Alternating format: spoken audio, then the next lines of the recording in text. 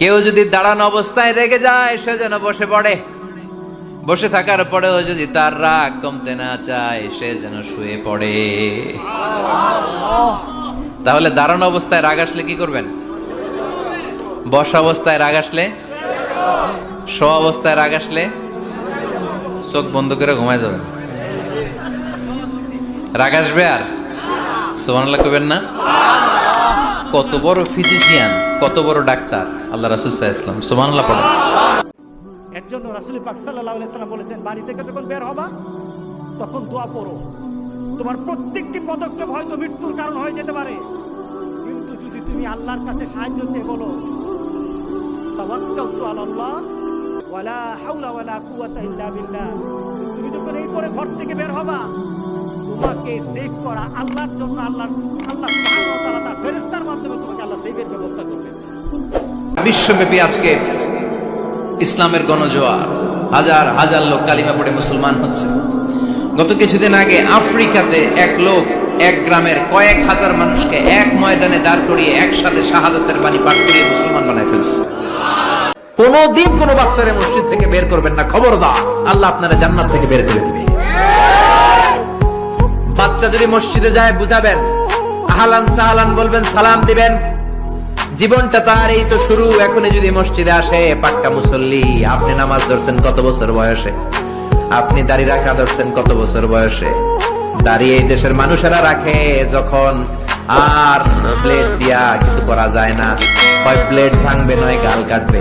বিশ্বনবী বলতেন, আলা উখবিরু বিআফদাল মিন সাদাকাতিন ওয়া সিয়ামি ওয়া সালাহ, নফল নামাজ, নফল রোজা, নফল যাকাতের চাইতে বড় একটা আমল আছে রে সাহাবা, ইসলাহু যাতিল বাইন, দুইজনকে মিলায়া দেওয়া। নামাজের চেয়ে সওয়াব, সারা রাত তাহাজ্জুদ পড়লে যে সওয়াব, ঝগড়া লাগছে ওদেরকে মিলায়া দিলেন ওই সওয়াব। আপনার হাতে একটা চারা বীজ, আপনি প্ল্যান করেছেন এই চারা বীজটা রোপণ করবেন। ইন দ্য মিন টাইম দেখলেন কি হওয়া শুরু হয়েছে? ইযা যুলজিলাতিল আরদু জিলজালাহা, দ্য বিগেস্ট আর্থকোয়েক, ভূমিকম্প শুরু হয়েছে, কিয়ামত হয়ে যাবে। বিশ্বনবী বললেন, কিয়ামত হইতেছে ওদিকে, আর তোমার হাতে যদি চারা বীজ থাকে দেরি করো না, কিয়ামত তোমার কাছ পর্যন্ত আসার আগে সুযোগ পেলে চারা বীজটা রোপণ করে দাও। এজন্য আমি বলি, বান্ধবী গেলে বান্ধবী পাওয়া যায়, স্ত্রী গেলে স্ত্রী পাওয়া যায়, কিন্তু মা চলে গেলে মা খুঁজে পাওয়া যায় না। আমাকে আর আপনাকে জন্ম দিতে যে আমার আর আপনার মা কি পরিমাণ কষ্ট করেছে, এটা যে কষ্টটা করে সে টের পায়, এটা বলে বোঝানো সম্ভব না।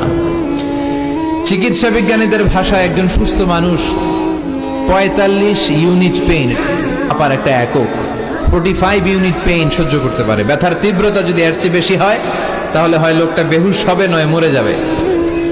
আমার আর আপনার মা আমাকে আর আপনাকে যেদিন জন্ম দিয়েছিল, যেদিন আমাদের ডেলিভারি হয়েছিল, ওই দিন আমার আর আপনার মা 57 ইউনিট প্লাস, 57 ইউনিটেরও বেশি পেইন সেদিন সহ্য করে আমাকে আপনাকে দুনিয়ায় এনেছিল। কোনদিন কোন বাচ্চারে মসজিদ থেকে বের করবেন না, খবরদার, আল্লাহ আপনারা জান্নাত থেকে বের করে দিবে। বাচ্চা যদি মসজিদে যায় বুঝাবেন, আহলান সাহলান বলবেন, সালাম দিবেন। জীবনটা তার এই তো শুরু। এখনই যদি মসজিদে আসে পাক্কা মুসল্লি। আপনি নামাজ ধরছেন কত বছর বয়সে? আপনি দাড়ি রাখা ধরছেন কত বছর বয়সে? দাঁড়িয়ে এই দেশের মানুষেরা রাখে যখন আর ব্লেড দিয়া কিছু করা যায় না, হয় ব্লেড ভাঙবে নয় গাল কাটবে।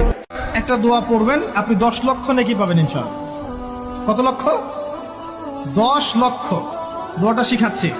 দোয়াটা হচ্ছে, লা ইলাহা ইল্লাল্লাহ ওয়াহদাহু লা শারীকা লাহ, লাহুল মুলক ওয়া লাহুল হামদ, ইউহয়ী ওয়া ইউমীত ওয়া হুয়া হাইয়্যুন লা ইয়ামুত, বিয়াদিহিল খায়রু কুল্লুহু ওয়া হুয়া আলা কুল্লি শাইইন কাদির।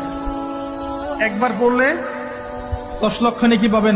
যে কোনো সময় দোয়া করলেই কবুল হয়, ঠিক কিনা? বিশ্বাস আছে নাকি একটু সন্দেহ সন্দেহ লাগে? যে কোনো সময় ডাকলেই তিনি শুনে, তবে ডাকার কিছু স্পেশাল টাইম আছে, ওই সময় ডাকলে বেশি শুনে। সুবহানাল্লাহ কোন? এর মধ্যে একটা টাইম হচ্ছে ওয়াক্তা সাহার, সাহারির সময়, তাহাজ্জুদের সালাতের সময়। তাহাজ্জুদ পড়েন তো আপনারা? আওয়াজ নাই, এবার ধরা খাইছে। হুজুর ফজরই পড়তে পারি না, তাহাজ্জুদ কেমনে পড়বো? মাঝে মাঝে ট্রাই করুন।